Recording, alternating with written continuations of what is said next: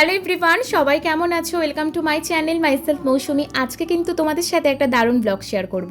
কয়দিন ধরেই ভীষণ ঘুরতে যেতে ইচ্ছা করছিল, তাই গত টুয়েসডে আমি আর যিশু ভোর 4টের দিকে রওনা দিলাম মন্দারমণি যাওয়ার উদ্দেশ্যে। তো হাবড়া জয়গাছি থেকে আমাদের ছিল হচ্ছে ডব্লিউবিটিসির এসি বাস।